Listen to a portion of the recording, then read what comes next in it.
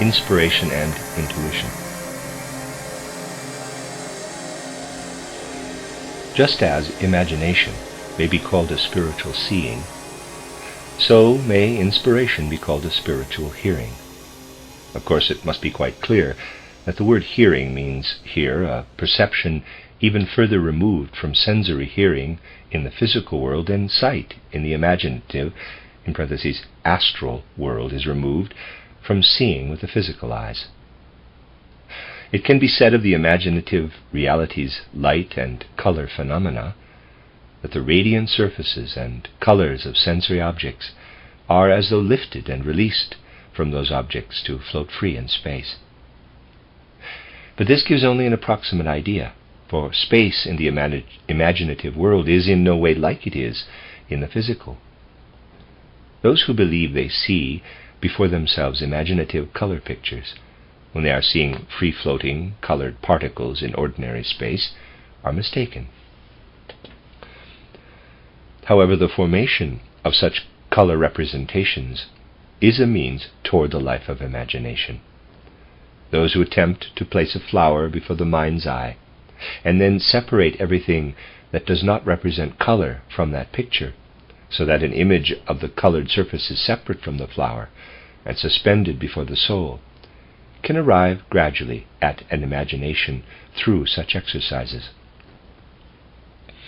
This picture itself is not actually an imagination, but more or less a preliminary fantasy suggestion. Imagination, an actual astral experience, exists first when not only the color is wholly lifted apart from the sensory impression, but also when three-dimensional space has fully lost itself. That this is the case can be confirmed only by a certain feeling, which is described by saying that one no longer feels oneself outside but inside the colored picture and has the consciousness of partaking of its coming into being. If this feeling is not there, if we remain before the thing as before a sense-bound color picture, then we are dealing not yet with real imagination, but with something fanciful.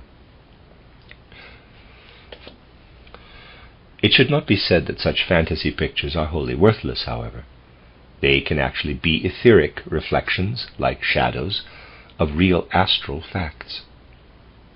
As such, they have their own value in esoteric scientific training. They can form a bridge to true astral imaginative experiences. A certain danger lurks in the observation only when, as observers, we do not fully apply our sound human judgment at this frontier between the sensory and the suprasensory. It should not be expected that an unfailing test can be given at this frontier, whereby we can differentiate illusion, hallucination, and the fantastic from reality. Such a general rule would surely be comfortable, but comfort is a word that esoteric students should strike from their vocabulary. It can be said only that those who would acquire clarity of discernment in this sphere must already be intent upon it in the ordinary life of the physical world. Those who are not careful in ordinary life to think sharply and clearly will fall a victim to all sorts of illusions on their ascent to higher worlds. Just consider how many snares of everyday life beset sound judgment. How often people do not see clearly what exists, but rather what they desire. In how many cases do people believe something not because they have discerned it, but because it is more acceptable to one's belief? Consider the errors that arise because we do not get to the bottom of something, but form a hasty judgment. All these reasons for deception in ordinary life might be multiplied infinitely. Biased feelings, passion, and so forth play many tricks on sound judgment. If such errors of judgment in ordinary life are disturbing and often disastrous, they become the greatest conceivable danger to the well-being of suprasensory experience. Beyond advice to do everything possible for one's healthy power of discernment and for sound, independent judgment, no general rule can be given to students for guidance in the higher worlds. Once observers in higher worlds realize the true nature of imagination, they are quickly convinced that the images of the astral world are not mere pictures, but manifestations of spiritual beings. They come to realize that such imaginative pictures relate to spirit or soul beings, just as sensory colors relate to sensory things or beings. Such observers will, of course, have yet much to learn. They must learn to discriminate between color formations that are opaque and those that are quite transparent and inwardly clear and radiant. Indeed, they will perceive formations that continually seem to be producing their colored light anew from within, and thus are not only fully illuminated and transparent, but also radiate light from within. They will link the opaque formations to lower beings, the clear, luminous ones to intermediate entities. The inwardly radiant ones will be for them manifestations of higher spiritual beings. If we would arrive at the truth about the imaginative world, we must not form too narrow a concept of spiritual sight. In that world there are not mere light and color perceptions comparable to the sight experiences of the physical world, but also impressions of heat and cold, of taste and smell, and still other experiences of the imaginative, in quotes, senses, for which the physical world offers no likeness. In the imaginative astral world, impressions of heat and cold are revelations of will and intention on the part of soul and spirit beings. Whether such a being aims at good or evil comes to light in a certain effect of heat or cold. Astral beings can also be tasted or smelled. However, what constitutes the physical element of tone and sound in the actual sense is almost wholly lacking in the imaginative world. In this connection, absolute stillness prevails there. Rather, for the progressing spiritual observer, something quite different is offered, comparable to tone and sound, to music and speech in the sensory world. This higher element steps in when every tone and sound from the outer physical world is wholly hushed. Indeed, when even the faintest inner soul echo from this sphere of the outer world is silenced. Then there occurs for the observer what may be called an understanding of the significance of the imaginative experiences. If we were to compare what is now experienced with something in the physical world, we could come only close to explaining the matter by referring to something that does not exist at all in that world. Suppose it were possible to perceive the thoughts and feelings of another person without hearing any words with the physical ear. Such a perception might be comparable to a direct comprehension of the imaginative element called hearing in the spiritual sense. What, in quotes, speaks are the color and light impressions. In lighting up and dimming down, in the color metamorphosis of images, and are revealed harmonies and discords that unveil the feelings, representations, and thought life of soul and spirit beings. Just as tone becomes speech in physical human beings, when thought is imprinted in it, so do harmonies and discords of the spirit world grow into manifestations that are definite thought entities. To this end, darkness must fall upon that world if thought is to be revealed in its immediacy. The experience is this: bright color tones, red, yellow, and orange, are seen to fade away, and it is perceived how the higher world darkens through green to blue and violet. At the same time, a waxing of inner will energy is experienced, full spatial and temporal freedom is experienced, and there is a feeling of being in motion. Certain linear forms and shapes are experienced. These are not experienced as though seen to be drawn before one in any spatial expanse, but rather as though in continuous movement every single curve, every form was followed by the I capital. In fact, the I is felt as both the artist and the drawing material. Every linear direction, every shift in position, is at the same time an experience of the eye. The eye, stirred to motion, is recognized as connected with the world's creative forces.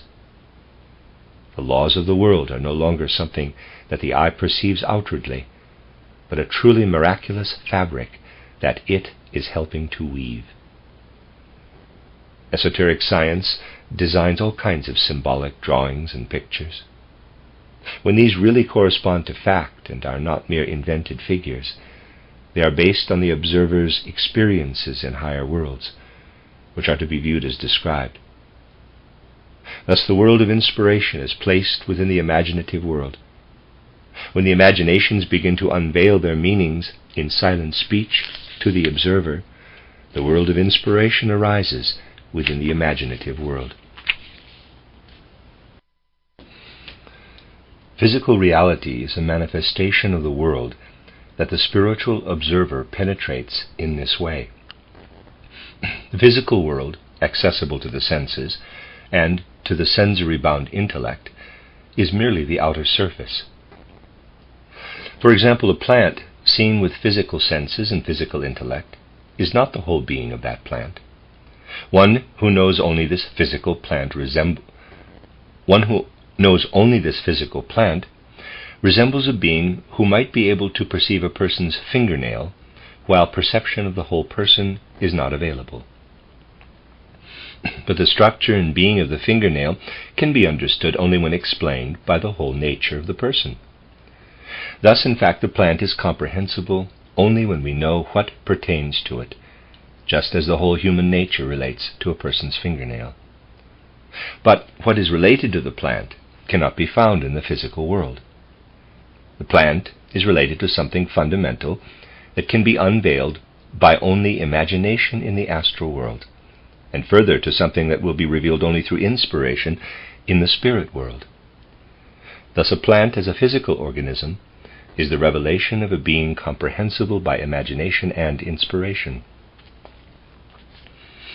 From this it is clear how a path opens up for the observer of higher worlds that has its origin in the physical world.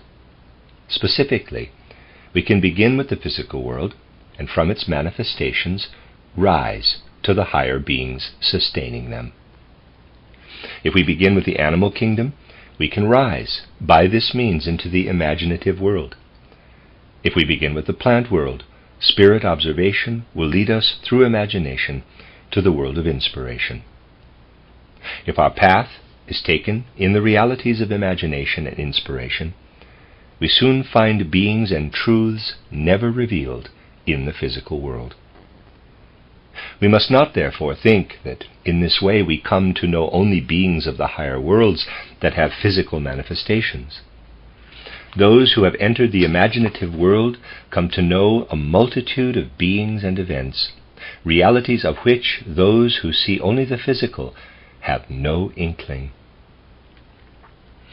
To be sure, there is another way. It does not begin with the physical world. It makes us clairvoyant directly in the higher regions of existence. For many, this method might have more power of attraction than the previous one indicated. But for our life conditions, only an ascent from the physical world should be chosen. It requires self-renunciation of the observer, however, if one is to begin by examining the surrounding physical world to accumulate knowledge and especially experience. In any case, this is the method best suited to our present-day cultural conditions. The other method presupposes a prior acquisition of soul qualities that are very difficult to attain under modern conditions of life. Although such soul qualities have been sharply and clearly stressed repeatedly in past writings, most people still have no idea, or at most an inadequate one, of the degree to which these qualities, for example selflessness and devoted love, must be acquired for attainment of the higher worlds, without starting from the firm ground of the physical. If anyone were to be awakened to the higher worlds without the requisite degree of the corresponding soul qualities, the result would be unimaginable misery. Now we must not believe, however, that the soul qualities just described can be eliminated by those who start with the physical world and its experiences. To believe this would also be an error, having serious consequences. But such a start allows for the gradual acquisition of these qualities in the measure and above all the form that is possible given the conditions of our present life. Another thing comes into consideration in this regard.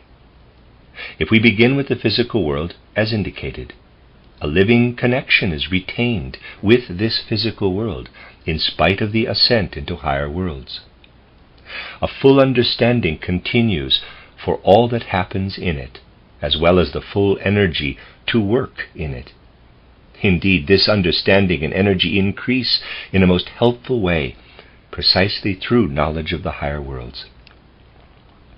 In every area of life, even in what seems most ordinarily practical, a knower of the higher worlds will work better and more usefully than one who does not know, provided one has preserved a living connection with physical reality. But those who awake in the higher spheres of existence, without starting from the physical world, are too readily estranged from life.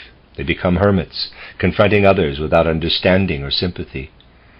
Indeed, some people of incomplete development in this sense, not of course those with perfect development, even look down with a certain disdain at experiences of the physical world, with feelings of superiority and so on. Instead of heightened sympathy toward the world, such people become spiritually hardened and self-seeking. Truly, such temptation is not slight, and those striving for ascent into the higher realities would do well to pay attention to it. From inspiration, the spiritual observer may rise to intuition. In terms of esoteric science, this word denotes in many ways the exact opposite of the way it is often used in ordinary life. In the ordinary sense, intuition denotes a notion dimly felt to be true, but one that nonetheless lacks a clear conceptual definition. We see in that meaning a preliminary step toward knowing, not knowing itself. An idea of this nature may, according to that definition, illuminate a great truth like a flash of lightning, but it can initially have value as knowledge when based on conceptual judgment. Sometimes also intuition designates something in quotes felt as truth, of which one is fully convinced, but which one will not weigh down with intellectual judgment. People who become acquainted with spiritual scientific knowledge often say, quote, "That was always clear to me, intuitively," close quote. All this must be put aside completely if the term intuition is to maintain its true significance as intended here. In this application, intuition is not a mode of cognition that lags in clarity behind intellectual knowledge, but one that far surpasses it. With inspiration, the experiences of the higher worlds speak their meaning. The observer lives in the qualities and actions of the beings of these higher worlds. If, as described, we follow the linear shape of a figure with our I capital, we know that we are not within the being itself, but within its qualities and functions. In imaginative cognition, we actually experience a feeling of not remaining outside, but of being inside the color images. But we know with equal clarity that those color images are not independent beings themselves, but qualities of such beings. With inspiration, we are conscious of becoming one with the activities of such beings, or the manifestations of their will. In intuition, we merge, for the first time, ourself into that of self-contained beings. This cannot happen in the right way unless the emergence takes place not by the effacement, but by completely maintaining our own being. Any loss of oneself in another being is harmful. Therefore, only the I, highly fortified within itself, can plunge into another being without damage. We grasp something intuitively only when the feeling has arisen within which a being is expressing itself and whose nature and inner content are as one's own eye. If we examine a stone with our outer senses and try to understand its peculiarities with the intellect and through common scientific resources, we learn about only the outer aspect of that stone. As spiritual observers, we proceed to imaginative and inspired knowledge. By dwelling within inspiration, we can reach an additional feeling, which may be characterized as follows. Suppose you observe a man on the street. First, he makes a fleeting impression upon you as the observer. Later, you become better acquainted with him, and a moment arrives when you become friends, so that soul opens to soul. When the veils of the soul fall in this way and one eye confronts the other, such an experience is comparable to the experience of a spiritual observer when a stone appears at first as only an outer manifestation and advances to something related to the whole stone, as a fingernail to a whole human body. It lives itself out as an eye, like one's own eye. This kind of knowing, which leads into the innermost nature of beings, is attained for us first in intuition. In the discussion of inspiration was mentioned the transformation that the spiritual observer's inner soul constitution must undergo in order to arrive at this mode of cognition. In this connection, it has been said, for example, that a false conclusion must extend its effects not only to the intellect, but also to the sensory nature, that it must cause grief and pain, and that the observer must systematically cultivate such an inner experience. Of course, as long as such pain springs from the sympathies and antipathies of the eye and from biased attitudes, preparation for inspiration cannot be considered sufficient. Such involvement of the soul is far removed from the inner sympathy that the eye must feel for the pure truth, as truth, if it would arrive at the stated goal. It cannot be overemphasized that every kind of overriding interest in ordinary life, such as pleasure and pain in relation to truth and error, must be silenced first, and then a wholly different kind of interest, with no self-seeking, must enter before anything can be done toward cognition through inspiration. This one quality of the inner soul life is, however, only one means of preparation for inspiration. There are unlimited others that must be added to it. As spiritual observers refine themselves more in relation to what has already served for inspiration, they will be better equipped to approach intuition.